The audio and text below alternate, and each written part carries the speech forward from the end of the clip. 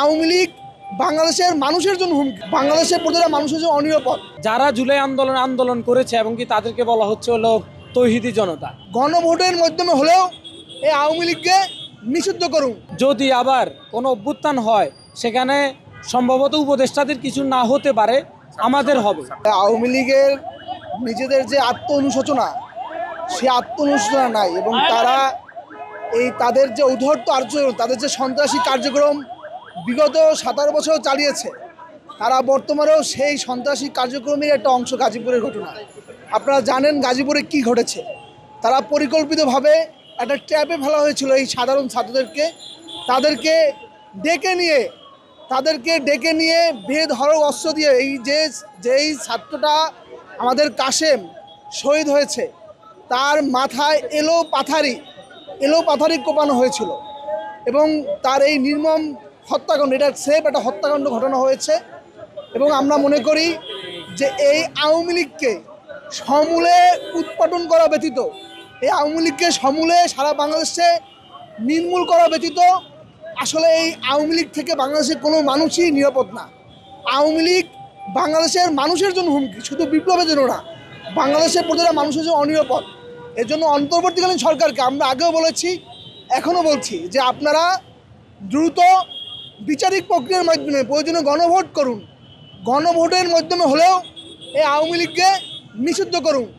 আর যদি আপনারা তা করতে ব্যর্থ হন, তাহলে আমরা যেভাবে ইন্টারিম গভর্নমেন্ট গঠন করেছি, আমরা এই বিপ্লবী ছাত্র জনতা খুবই দ্রুত বিপ্লবী সরকার ঘোষণা করতে আমরা কিন্তু পিছপা হব না। আসলে আমাদের উপদেষ্টাদের হচ্ছিল একটা সুশীলতার কারণে আজকে আমরা আপনার একজন শহীদ ভাই পেয়েছি। আর আজকে হয়তো আপনারা জানেন আয়নাগরও হচ্ছিল, ওনারা 6 মাস পরে আয়নাগরগুলো হচ্ছিল উন্মোচন করেছে এবং কি পরিদর্শনে গিয়েছে। তো আমার কথা হচ্ছিল 6 মাসে কি আমাদের উপদেষ্টাদের হচ্ছিল আপনার বিবেক এবং কি হচ্ছিল ওনাদের কি মেধা জাগ্রত হইল কি না, দেন তারা আয়নাগর হচ্ছিল পরিদর্শনে যাচ্ছে এবং কি হচ্ছিল আবার যারা জুলাই আন্দোলন করেছে এবং কি তাদেরকে বলা হচ্ছে হলো তৌহিদি জনতা।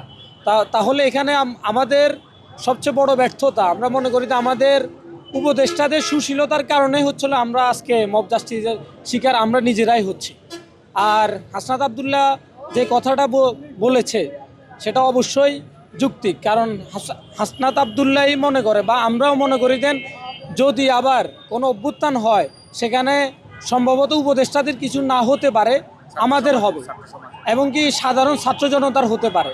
কারণ এই যে আজকে আয়নাগর আপনি দেখেছেন দেন 1230 দিনের মতো, বা কেউ হচ্ছিল 163 একটা সংখ্যা দেখা গেছে। মানে কতটা কষ্টে থাকলে একজন মানুষ সেই এই ঘরটাতে বসে বসে তার দিনলিপিগুলো গুনতে পারে।